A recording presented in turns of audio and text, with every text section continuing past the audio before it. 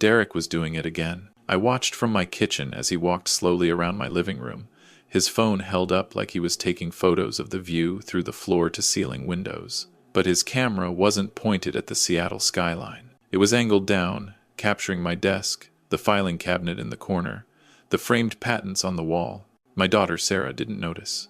She was too busy showing him the photo albums from her medical school graduation. Her face lit up in a way I hadn't seen since before her mother and I divorced. That glow was the only reason I'd kept my mouth shut for the past 6 months. "Mr. Thompson," Derek said, pocketing his phone smoothly as he turned toward me. "This view is incredible. Sarah told me you developed the algorithm that revolutionized cloud data storage back in, 2015? 2014, I corrected, keeping my voice neutral.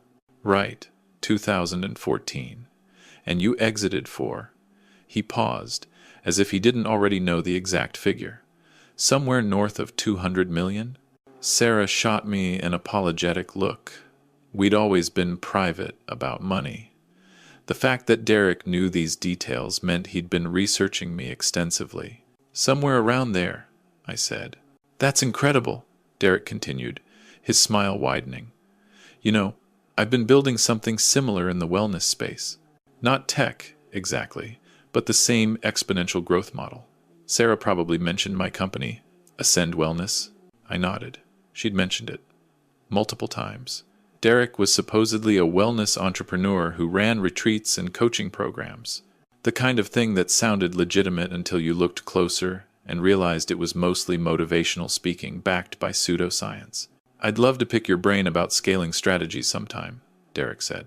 "Maybe over dinner? I'm always looking to learn from someone who's actually built something massive." "Sure," I said, knowing I'd never take him up on it.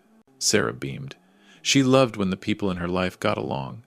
It was one of her best qualities and, I was increasingly worried, one of her biggest vulnerabilities. After they left, I did what I'd been doing for months.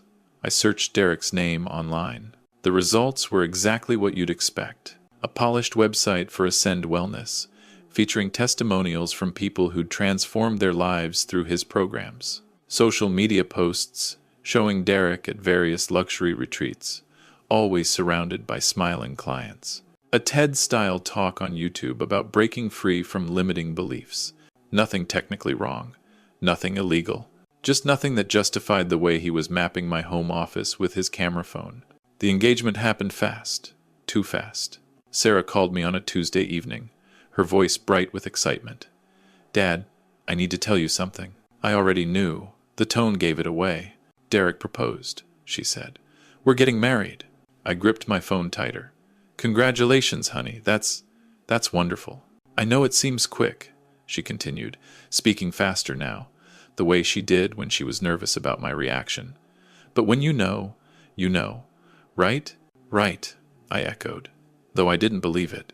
"Not in this case. We're thinking June," Sarah said. "Just a small ceremony. Nothing crazy."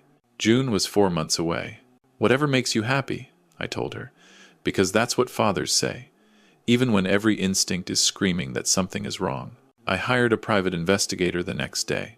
His name was Tom Reeves, a former FBI agent who now ran his own firm. I'd used him once before, during the divorce, to verify some claims my ex-wife had made about hidden assets. He was thorough, discreet, and expensive. "Derek Morrison," I said, sliding a folder across his desk. "I need to know everything." Tom flipped through the folder I'd compiled.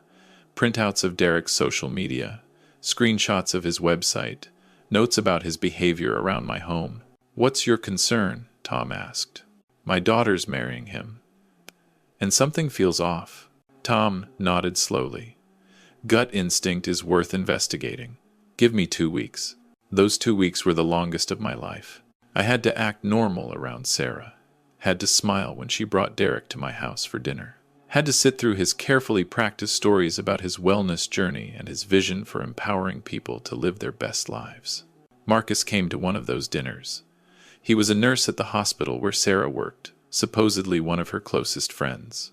He'd been the one to introduce Sarah and Derek at a hospital fundraiser 8 months ago. "Derek's programs have changed my life," Marcus told me, his enthusiasm just a shade too practiced. I used to be stuck in this victim mentality, always blaming my circumstances, but Ascend Wellness taught me to take control. That's great, I said, watching the way Marcus and Derek exchanged quick glances across the table. Actually, Derek said, leaning back in his chair, Marcus is now one of our senior coaches. He's been incredible at helping healthcare professionals find balance in their lives. I nodded politely while my mind cataloged every detail. The way they'd coordinated their stories. The way Derek steered every conversation back to his business. The way Marcus subtly probed for information about my investment portfolio. Tom called me on a Thursday afternoon. You need to sit down for this, he said. I closed my office door and locked it. Tell me, Derek Morrison isn't his real name. He's Derek Michael Sutton. He's been running various schemes for the past decade. Nothing that's resulted in prosecution, but a pattern is clear. My chest tightened. What kind of schemes? Romance scams, mostly. He targets children of wealthy individuals, gains their trust, gets close to the family, then orchestrates some kind of financial extraction. Sometimes it's a direct investment pitch. Sometimes it's blackmail. He's done this at least 4 times that I can confirm. I felt sick. What happened to the previous victims? One paid him $500,000 to go away quietly. 2 others reported him to police but couldn't make charges stick because he's careful about documentation. The 4th case is still unresolved. The family is in litigation. And Marcus? His real name is Marcus Chen. He's been working with Derek for 3 years. His job is to scout potential targets through professional networks. Hospitals are perfect for that. Lots of wealthy families in medical communities. I stared at my desk, rage building in my chest. What's his play with Sarah? Based on the pattern, he'll propose some kind of business deal to you. Frame it as an investment opportunity. If you refuse, he'll have leverage to threaten you with. Could be manufactured evidence of some kind of wrongdoing. Could be threats to expose something from your past. He researches extensively, looking for pressure points. I thought about 2008, the year my company nearly went under during the financial crisis. The year I'd had to lay off 200 employees to keep the business alive. It had nearly destroyed me emotionally, even though I'd done everything I could to help those people land on their feet. Thank you, Tom, I said. Send me everything you have. What are you going to do? I'm going to tell Sarah, but I didn't get the chance. That night, Sarah called me. Her voice was different, strained.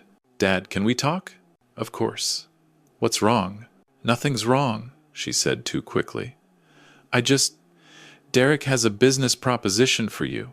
He's been working on this expansion plan for Ascend Wellness, and he thinks, with your experience and network, you could really help take it to the next level. Here it was, the pitch. What kind of help? I asked carefully. An investment, $2 million. I know that sounds like a lot, but Derek's shown me the projections, and it's actually really solid. The wellness industry is booming. And, Sarah, honey, slow down, I interrupted. Has Derek asked you to ask me for this money? Silence on the other end. He didn't ask me, Sarah finally said. I offered. I believe in him, Dad. I believe in what he's building. Can we meet in person? Tomorrow? Just you and me? Derek wants to be there when we discuss the business side of things. I need to talk to you alone first. Another pause. Okay. Tomorrow morning. My place. I didn't sleep that night. I spent hours reviewing Tom's report, reading every detail about Derek's previous schemes. By dawn, I had a plan, but Sarah never showed up for our meeting. She sent a text at 8 a.m. Something came up at the hospital. Emergency case. Can we reschedule? I called her directly. It went to voicemail. I called again an hour later. Voicemail again. By noon, panic was setting in. I drove to her apartment. Derek answered the door. Mr. Thompson, he said, his smile not quite reaching his eyes. Sarah's resting. She had a rough night at work. I need to see her. She's sleeping. Maybe come back later? I looked past him into the apartment. Sarah's purse was on the counter. Her keys. Her phone. Derek, I need to talk to my daughter. And you will, he said, his tone hardening slightly. Later. Right now, I think it's best if you give her some space. The door closed in my face. I stood in that hallway for a full minute, my mind racing. Then I called Tom. "Derek's isolating her," I said. "I need to know where he is every minute of every day. I need surveillance." "That'll cost extra." "I don't care. Do it." Over the next 2 weeks, I learned Derek's routine. Morning meetings at a shared office space downtown. Afternoon coaching sessions at various coffee shops around Seattle. Evening hours spent at Sarah's apartment. Sarah wouldn't return my calls. She sent occasional texts. "I'm fine, Dad. Just busy with wedding planning. We'll talk soon." But we never did. The wedding was set for June 15th at a boutique venue in the San Juan Islands. Small, intimate. Exactly what Sarah had always said she wanted. I RSVP'd, yes, even though every instinct told me not to let this wedding happen. Tom called me 3 days before the ceremony. "I've got something," he said. Derek's been recording conversations with Sarah, audio files on his laptop. He's trying to get her to say specific things about your finances, your business dealings, anything he can use as leverage. "Can you get me copies?" "Already done." "But Richard, there's more. He's planning to spring the $2 million ask at the wedding reception. He's invited several business contacts, people he claims are interested investors in Ascend Wellness. The whole thing is staged to pressure you into agreeing in front of an audience." "How do you know this?" "Marcus got drunk at a bar and told someone. Our source caught it on video." "Send me everything," I said. "I need it before the wedding." The day of the wedding arrived. I took the ferry to San Juan Island alone, Tom's flash drive in my jacket pocket. It contained everything: Derek's real identity, records of his previous scams, audio files of him coaching Sarah on how to manipulate me, messages between him and Marcus, planning the whole scheme. I had enough evidence to destroy him. The question was when and how to deploy it. The ceremony was held in a garden overlooking the water. Sarah looked beautiful in her mother's wedding dress. She also looked exhausted, dark circles under her eyes that makeup couldn't quite hide. I walked her down the aisle, and she squeezed my arm. "Thank you for being here, Dad," she whispered. "I know you have concerns, but I promise everything's going to be okay." I wanted to grab her and run. Instead, I took my seat in the front row. The ceremony was short. Derek recited his vows with practiced sincerity.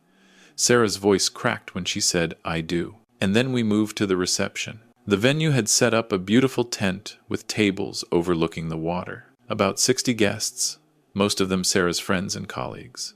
Derek's business contacts were clustered at 2 tables near the front. During dinner, Derek made several toasts, each one subtly mentioning his business success and vision for the future, setting the stage. Then came the father-daughter dance.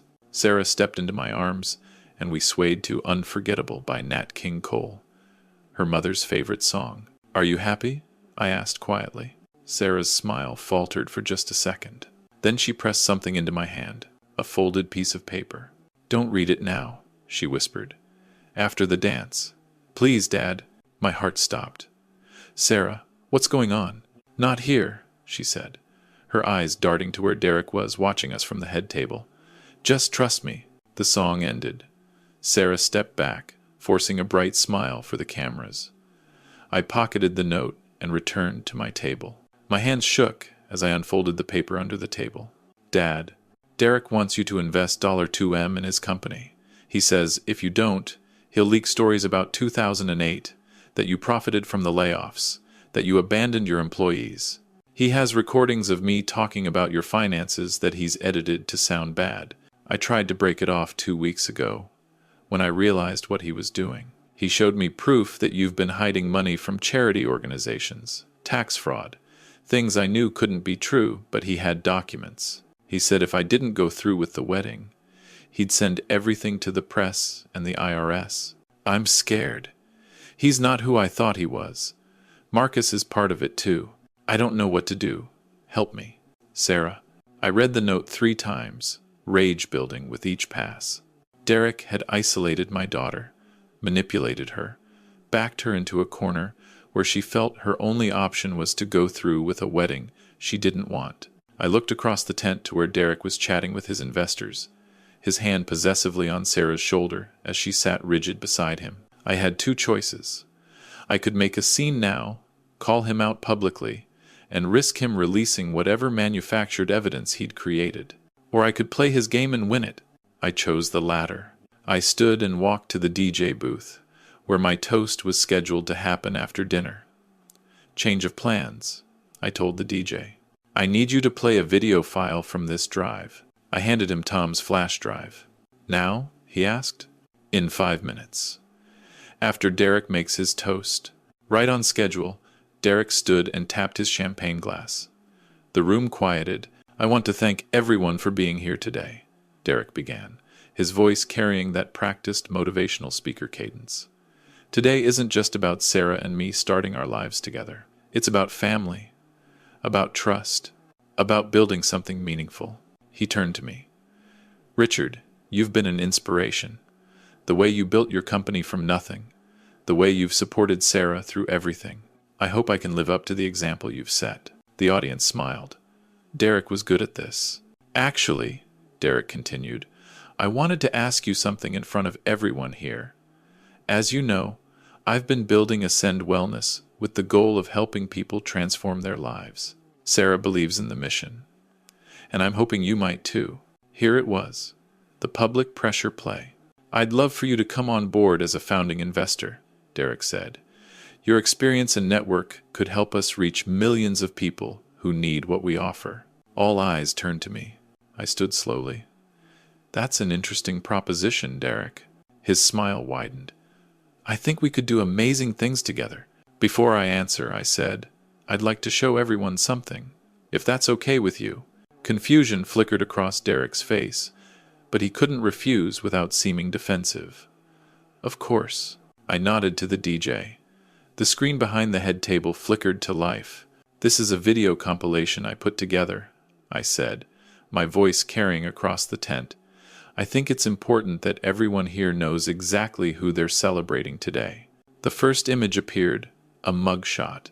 Derek Michael Sutton, arrested for fraud in Nevada in 2016. Charges dropped due to lack of evidence. Gasps rippled through the crowd. Derek's real name is Derek Michael Sutton, I said calmly. Over the past decade, he's run similar schemes targeting families in San Diego, Portland, and Denver. The video continued. Screenshots of messages between Derek and Marcus, planning how to target Sarah. Audio clips of Derek coaching Sarah on what to say about my finances. Testimony videos from 2 of his previous victims. Derek lunged for the laptop, but hotel security was already moving toward him. I'd briefed them before the ceremony. You bastard, Derek snarled at me. You think you can? I have recordings of everything. I cut him off. Every conversation, every manipulation, every threat you made to my daughter. Sarah was standing now, her face pale, but her eyes bright with tears of relief. Marcus is part of it too, I continued, turning to where Marcus was trying to slip toward the exit. He scouted Sarah through the hospital, introduced her to Derek, and helped orchestrate this entire scheme. 2 police officers entered the tent. I'd called them an hour before the ceremony. Derek Michael Sutton and Marcus Chen, one officer said. You're under arrest for conspiracy to commit fraud and blackmail. The tent erupted in chaos. Guests shouting. Derek screaming about lawsuits. Sarah collapsing into a chair, her body shaking with sobs. I crossed to her and knelt beside her chair. It's over. Honey, you're safe. She threw her arms around me. I'm so sorry, Dad. I should have told you sooner. I thought I could handle it. I thought you did exactly what you needed to do, I said. You asked for help when you needed it. The police led Derek and Marcus out in handcuffs. The guests slowly filed out, murmuring among themselves. Sarah and I sat alone in the tent as the sun set over the water. I feel so stupid, she finally said. You're not stupid. You're trusting. There's a difference. How did you know? I didn't, not at first. But I knew something was wrong, so I hired someone to investigate. When? The day you told me you were engaged. Sarah laughed despite herself. You didn't trust him from the beginning. I trusted you, I corrected. I just didn't trust him, and when you gave me that note, it confirmed everything I'd discovered. She was quiet for a long moment. What he said about 2008, About the layoffs. That's always bothered you, hasn't it? I nodded. Letting those people go was the hardest thing I've ever done. I've spent 15 years wondering if I made the right choice. You did, Sarah said firmly. I looked it up after Derek started threatening you with it. Every single one of those employees got severance packages twice the industry standard. You personally wrote recommendation letters for 190 of them. 43 people came to your retirement party specifically to thank you for helping them. I hadn't known she'd researched that. Derek tried to weaponize your conscience, Sarah continued. But Dad, your conscience is clear. You did everything you could. You always do. 3 days later, I sat in a conference room with Tom, Sarah, and an FBI agent named Jennifer Walsh. We've been tracking Derek Sutton for 2 years, Agent Walsh said, but he's been careful. Never left enough evidence for charges to stick. Until now. She slid a folder across the table. Thanks to your evidence, we've connected him to 14 separate schemes across 6 states. Total damages estimated at over $4 million. He's looking at 20 years minimum. What about Marcus? Sarah asked. 15 years. He's already negotiating a plea deal. After the FBI agent left, Tom packed up his files. You're good people, Richard. Both of you. When we were alone, Sarah turned to me. What now? Now you heal, I said. Take time off work. Travel. Figure out what you want. I want to make sure this doesn't happen to other people, she said. Derek told me about his other victims. Some of them never recovered financially. Some of them still don't trust anyone. An idea formed in my mind. What if we started something? A nonprofit that helps victims of romance scams, provides counseling, legal support, financial recovery assistance? Sarah's eyes lit up. Could we really do that? We could. You have the healthcare background to understand the psychological trauma. I have the resources to fund it. Together, we could help a lot of people. I'd like that, Sarah said softly. Then she smiled. Maybe something good can come out of this disaster after all. 6 months later, we held a fundraiser for the Sarah Thompson Foundation for scam victim support. The venue was packed with supporters, donors, and several of Derek's former victims who'd become advocates for the cause. Sarah gave a speech about her experience, her voice steady and strong. I'm not ashamed of being deceived, she said.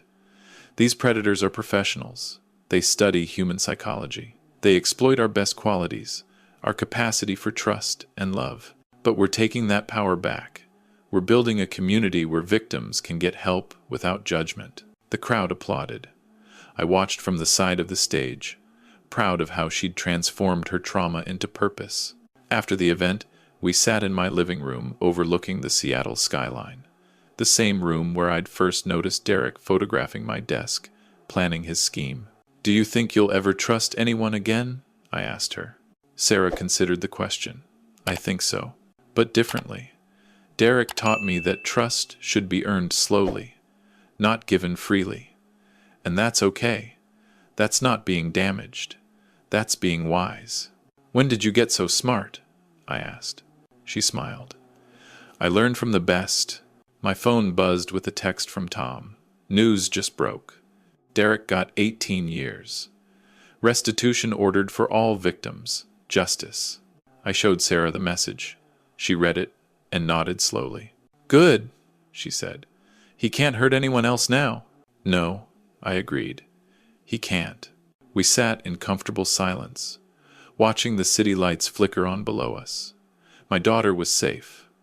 The foundation would help hundreds of others find their way back from similar betrayals. And Derek Sutton would spend the next 2 decades understanding that some families couldn't be torn apart, no matter how sophisticated the scheme. In the end, what saved Sarah wasn't my money, or my resources, or my private investigator. It was the simple fact that when she slipped that note into my hand during our dance, she knew I would believe her.